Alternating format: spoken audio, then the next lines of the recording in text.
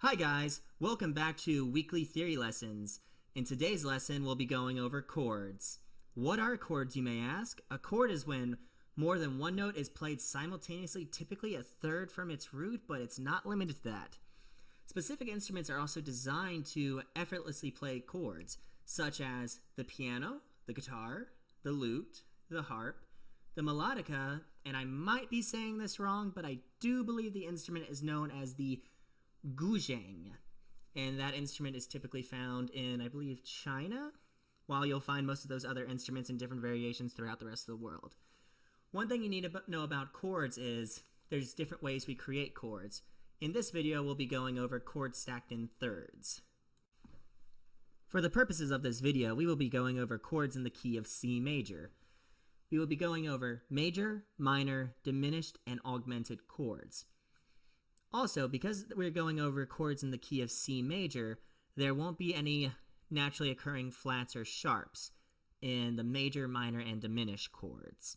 If it was in any other key, it would be the same exact thing, but transposed differently. To start with, what is a chord? Like I said before, a chord is two notes simultaneously played together, and they can either have 2 notes, 3 notes, 4 notes, 5 notes, as many notes as you want. Most typical chords tend to be a root, a major or minor third above the root, and then either a major or minor third above that. So you would have a root, third, and a fifth. And that would look like so.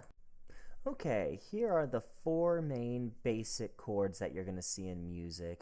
You might be wondering where 7th chords or other extended harmony chords are at, such as like a dominant 7th or things like that. That's going to be coming in a future video where I'm going to be labeling every single extended chord that you'll see in standard music theory.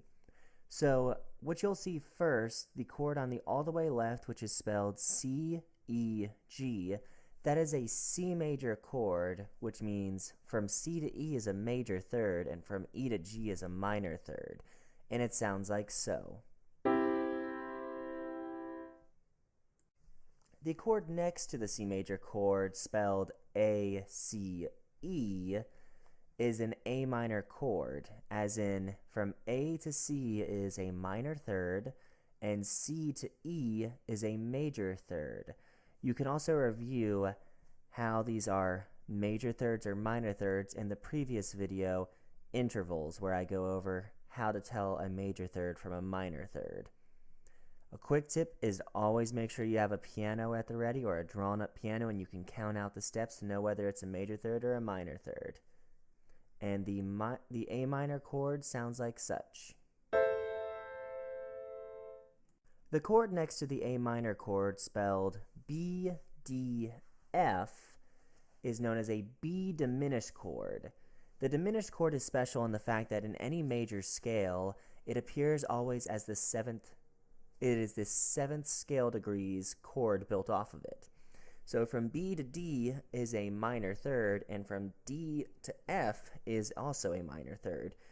Because they're both minor thirds, you actually don't have a perfect fifth between the B to the F like you would have with the C major chord and the A minor chords. B to F is a tritone, which is one of the most dissonant sounds of all of music. And it sounds like so. The last chord that we're going to be going over today is this weird looking chord at the very bottom known as a B flat augmented chord. The reason we call it an augmented chord is because it's even further apart than a major chord. So it's spelled B flat, D natural, F sharp, which is B flat to D, a major third apart, and D to F sharp, also a major third apart. And instead of having a diminished fifth like the B diminished, or a perfect fifth like any major or minor chord, it has an augmented fifth, which means it's actually perfectly symmetrical. You can stack that chord any way you want it, and it will still sound the same exact way. You won't be able to tell what the root is to that chord. And that chord sounds as so. Okay, so in today's video we talked about what chords are and how to spell and recognize them.